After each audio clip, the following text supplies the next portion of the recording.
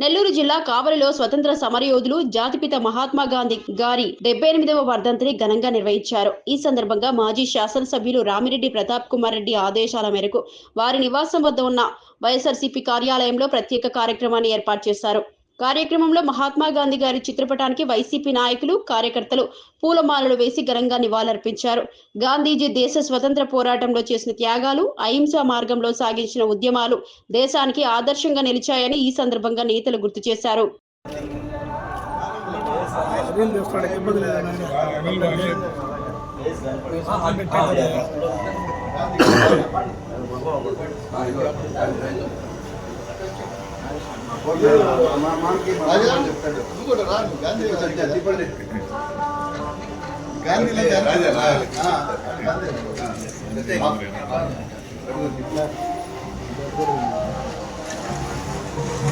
जोहार महात्मा गांधी जी, जोहार महात्मा गांधी जी। గాంధీజీ వర్ధంతిని పురస్కరించుకొని ఇక్కడికి విచ్చేసిన వైఎస్ఆర్ పార్టీ నాయకులకి, కార్యకర్తలకి, ఆయనకి ఘనంగా నివాళులు అర్పించిన అందరికీ పేరు పేరున హృదయపూర్వక ధన్యవాదాలు తెలియజేస్తూ ఉన్నాం. మహానుభావుల్ని తలుచుకొని వాళ్ళకి నివాళులు అర్పించడం మన సాంప్రదాయం. గాంధీజీ అహింసని ఆయుధంగా చేసుకొని ఆ రోజు స్వతంత్ర కోసం పోరాడాడు అనేసి మన చరిత్ర చెప్తే మనం చదువుకున్నాం. కానీ ఈరోజు గాంధీజీ అహింస ఆయుధం అనేది మర్చిపోయి మన వాళ్ళందరూ హింసనే ఆయుధంగా చేసుకొని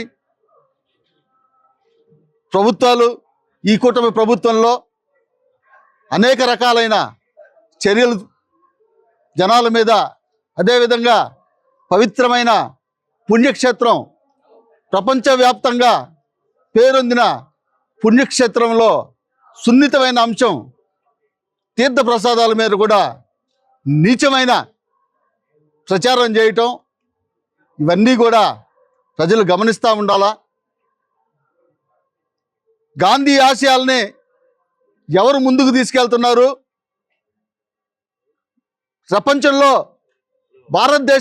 భారతదేశానికి ఉన్న పెద్ద పుణ్యక్షేత్రం వెంకటేశ్వర స్వామి ప్రతిష్టని ఎవరు దిగజార్చారో ప్రజలు గమనించాలా. ప్రజలకు సంబంధించిన అనేక అభివృద్ధి కార్యక్రమాల్లో అనేక రకాల అమలు కాని హామీలు ఇచ్చి వైఎస్ జగన్మోహన్ రెడ్డి కంటే మేము బాగా చేస్తామని వచ్చి అవన్నీ అబద్ధాలుగా ఈరోజు మారిపోయాయి. అన్నీ చేసేసామంటున్నారు. గత ప్రభుత్వంలో మనం చేసిన, జగన్మోహన్ రెడ్డి ప్రభుత్వంలో చేసినవి కూడా మేమే చేసామని చెప్పుకుంటున్నారు. కానీ ప్రజలందరికీ తెలుసు గాంధీజీ ఆశయాలు మాత్రం ఎక్కడ యుద్ధంగా జరుగుతూ ఉన్నాయి. అంతా దయచేసి ప్రజలందరూ అర్థం చేసుకొని ఇలాంటి కుహనా రాజకీయాలని, రాజకీయ శక్తుల్ని, వాళ్ళందరినీ కూడా గమనించి ఈ భారతదేశ అభివృద్ధికి ఎవరైతే బాగుంటుందో పరిశీలించవలసిందిగా కోరుకుంటూ ఈ అవకాశం ఇచ్చిన వైఎస్ఆర్ పార్టీ అధ్యక్షుడికి నా హృదయపూర్వక ధన్యవాదాలు తెలియజేస్తా ఉన్నాను.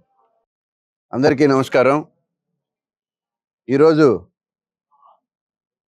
శ్రీ మహాత్మా గాంధీ గారి వర్ధంతి సందర్భంగా మా ప్రీతమ నాయకులు శ్రీ రామిరెడ్డి ప్రతాప్ కుమార్ రెడ్డి గారి నివాసంలో ఈ ఘన నివాళులు అర్పించడానికి ఇక్కడికి విచ్చేసిన మా నాయకులందరికీ కూడా ఒక ప్రత్యేకమైన ధన్యవాదాలు తెలియజేస్తూ ఉన్నాం.